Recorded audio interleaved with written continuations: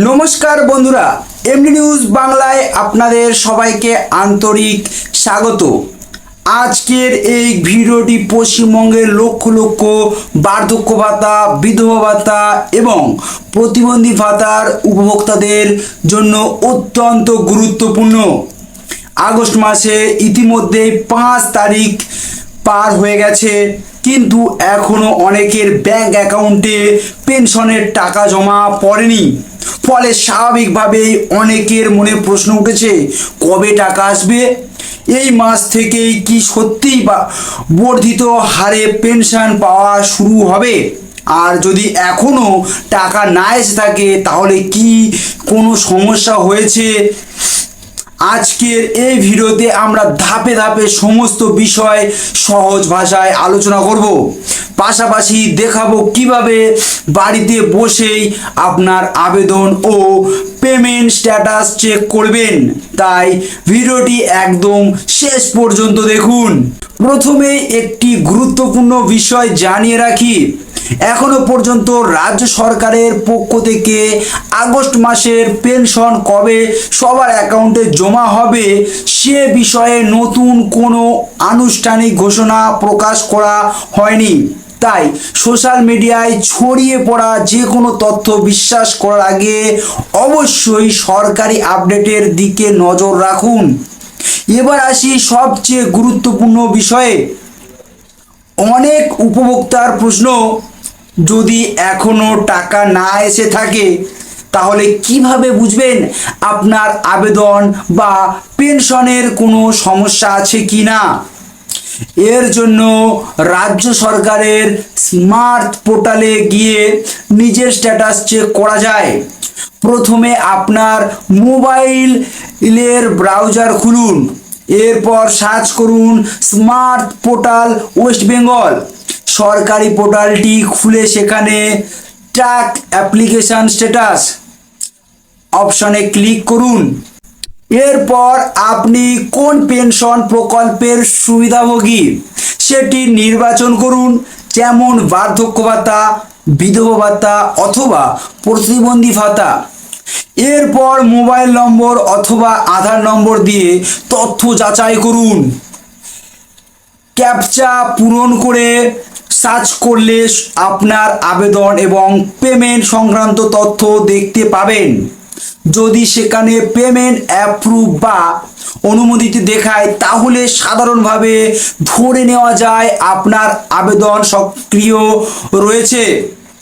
আর যদি বর্তমান মাসের ক্ষেত্রে পেমেন্ট নট ইনিটিয়েটেড লেখা থাকে তাহলে তার অর্থ হলো সেই মাসের পেমেন্ট প্রসেস এখনো শুরু হয়নি। এটি সবসময় সমস্যার লক্ষণ নয়। অনেক সময় সরকারের নির্দিষ্ট সময়ে একসঙ্গে পেমেন্ট প্রসেস শুরু করে, তাই এই স্ট্যাটাস দেখলে অযথা আতঙ্কিত হওয়ার কোনো কারণ নেই।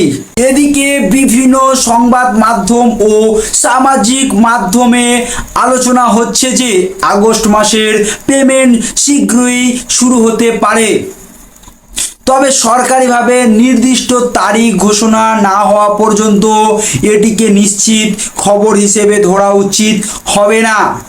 ভিডিওর দ্বিতীয় অংশে আমরা আলোচনা করব কেন এই মাসে টাকা পেতে দেরি হচ্ছে, কেন্দ্রীয় সরকারের পেনশন ব্যবস্থায় কি সমস্যা দেখা দিয়েছে এবং কবে নাগাদ টাকা পাওয়ার সম্ভাবনা নিয়ে কি ধরনের তথ্য সামনে এসেছে। তাই ভিডিওটি অবশ্যই শেষ পর্যন্ত দেখুন। এবার আসা যাক সবচেয়ে গুরুত্বপূর্ণ প্রশ্নে। আগস্ট মাসের পেনশনের টাকা এখনো অনেকের ব্যাংক অ্যাকাউন্টে কেন আসেনি আর কবে নাগাদ পাওয়া যেতে পারে?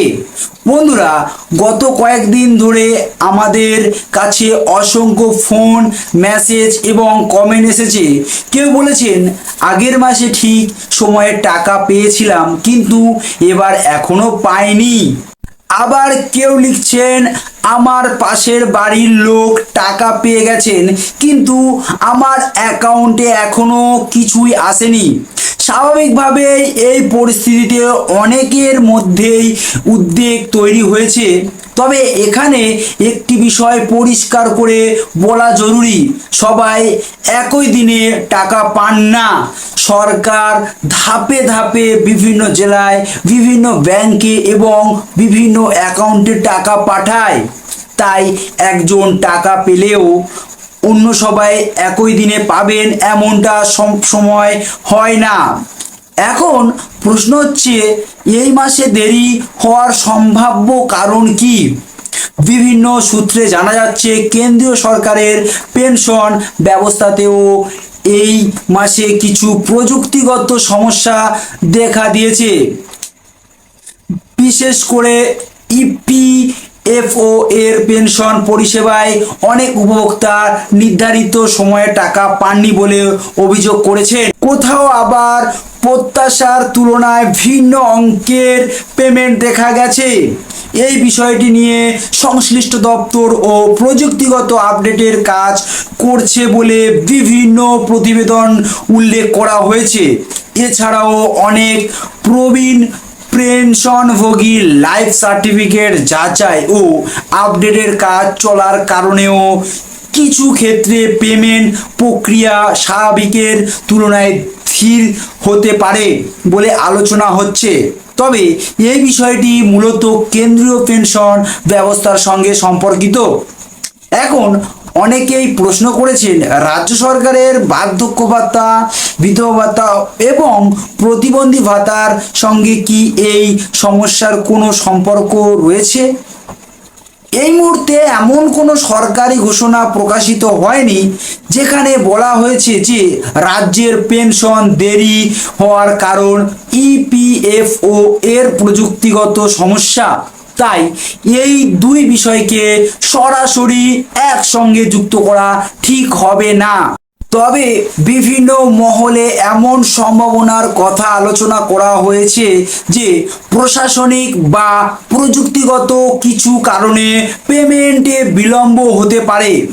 সরকারি নিশ্চিত তথ্য প্রকাশ না হওয়া পর্যন্ত এটিকে শুধুমাত্র সম্ভাবনা হিসেবেই দেখা উচিত। এবার আসি সবচেয়ে গুরুত্বপূর্ণ বিষয়, কবে টাকা আসতে পারে।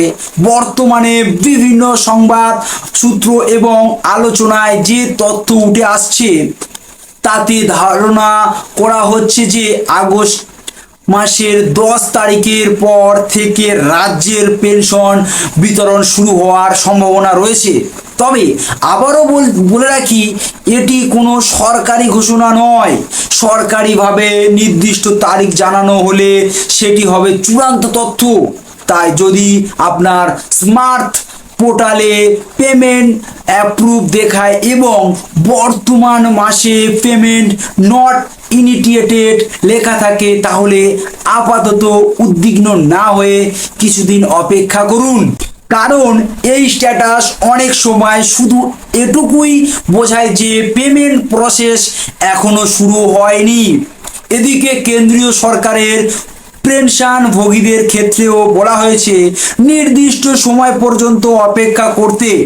ফলে রাজ্য ও কেন্দ্র দুই ক্ষেত্রেই অনেক উপভোক্তার আপডেটের অপেক্ষায় রয়েছেন। বন্ধুরা, সবচেয়ে গুরুত্বপূর্ণ বিষয় হলো কোনো গুজব বা ভুয়ো মেসেজে বিশ্বাস করবেন না।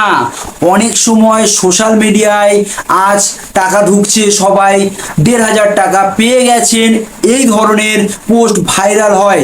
কিন্তু সরকারি বিজ্ঞপ্তি ছাড়া এমন তথ্যের উপর নির্ভর করা ঠিক নয়। আপনার যদি আবেদন অনুমোদিত থাকে এবং প্রয়োজনীয় সমস্ত নথি ঠিকঠাক থাকে তাহলে নিয়মিত সরকারি আপডেটের দিকে নজর রাখুন। নতুন কোনো বিজ্ঞপ্তি বা অফিসিয়াল তথ্য প্রকাশ হলেই আমরা দ্রুত আপনাদের সামনে সেই খবর তুলে ধরব। আজকের এই ভিডিওতে আমরা আলোচনা করলাম কেন অনেকের অ্যাকাউন্টে এখনো টাকা আসেনি, কিভাবে স্মার্ট পোর্টালে স্ট্যাটাস চেক করবেন, পেমেন্ট দেরি হওয়ার সম্ভাব্য কারণ কি এবং আগামী কয়েকদিনে কি ধরনের আপডেট সামনে আসতে পারে। ভিডিওটি যদি আপনাদের কাছে তথ্যবহুল মনে হয়ে থাকে তাহলে অবশ্যই একটি লাইক করবেন, কমেন্টে জানাবেন আপনার জেলায় পেনশনের টাকা এসেছে কিনা এবং এমন গুরুত্বপূর্ণ সরকারি প্রকল্পের আপডেট সবার আগে পেতে আমাদের YouTube channel MD news Bangla চ্যানেলটি সাবস্ক্রাইব করে রাখুন। এছাড়াও প্রতিদিনের দ্রুত আপডেট, ব্রেকিং নিউজ এবং সরকারি প্রকল্পের খবর পেতে আমাদের official Facebook page MD news Bangla কে অবশ্যই ফলো করুন। আমি আবারও নতুন কোনো গুরুত্বপূর্ণ আপডেট নিয়ে খুবই শীঘ্রই আপনাদের সামনে হাজির হব। ততক্ষণ পর্যন্ত সবাই ভালো থাকুন, সুস্থ থাকুন। ধন্যবাদ।